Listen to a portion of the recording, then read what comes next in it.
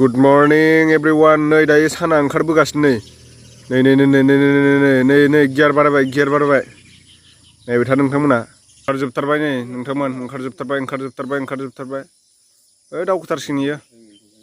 Hello everyone, welcome back to my YouTube channel. नोंथांमोनखौ आंनि YouTube channel बयखौबो खनसे बरायग्रोनाय जाबाय नोंथांमोन दिनैनि ब्लगआ जागोन माने जोङो दिनै रानिं खालामनो नागिरदों आरोना दिनैनिसो फार्स्ट टाइम दिनैनिफ्राय स्टार्ट खालामसिगोन मानो होनना बुङोब्ला नैलै आं मोखां सुवाखै दायो फुंनि सम नोंथांमोना नै सानखौ नायनो हागोन एकदम दासो ओंखारदों आरोना एसे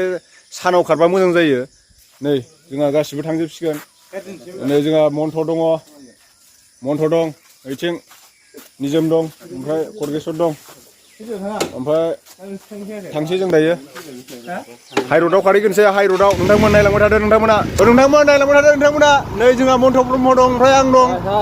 ओमफ्राय जोङो दायो माने ससे बाइकखौ लांबाय आरो टार्निंनिफ्राय खारसिगोन जोङो माने मेन हाइवेआव खारगोन आरोना उफाय गैया दायो हामजोबसिगोन आङो एबारनिफ्राय मानो होनना बुङोबा रानिं खालामसिना एकदम हार्ड वर्किं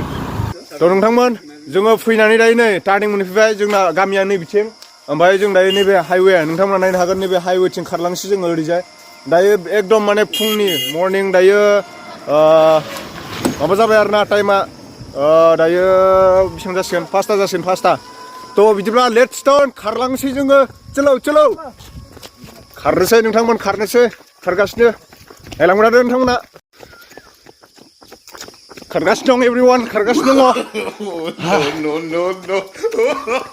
नायनो हागोन नोंथांमोना नुबाय दा खारबाथाय माबायदि जायो हाइवेआव नै खारगासिनो दं इथिं सानसोरां मन्थ' ओरै खारलांबाय थागोन जों ओरै थ' नोंथांमोन 1.6 किल'मिटार खारबाय जोङो 1.5 किल'मिटार बारबाय दायो जिखुनु खारबायानो थागोन 10 किल'मिटारसो खारगोन अब्लासो माने उनाव इजि जाहैना इन्टारभिउआव जोंहा मन्थ' दङ खारगासिनो नायलांबाय था नोंथांमोना भिडिअखौ थ' नोंथांमोन रानिं खालामनायनि जाहोनानो जाहैबाय इन्डियान आर्मियावथ' बैसो गैलामोन नालाय थेवबो माने एसे चान्स मोननाय हिसाबै नाजागासिनो दङ जोंहा गोदान सरकाराबो दायो पेरामिलिटारिनि जोंहा बिबान गोनां गिदिर अफिसारफोरजों रायज्लायदों जाहैदों दा माने बिनिनो भेकेन्सि ओंखारसिगोन नोंथांमोनाबो ट्राइ खालाम खस्थ' खालाम अब्ला नाजानायनि गेजेरजों माबा मोनसे जानो हागौ रानिं खालामगासिनो दं दायो नायनोसै भेकेन्सिया माब्ला ओंखारो लागावनांगौ मोसौ दामब्रानि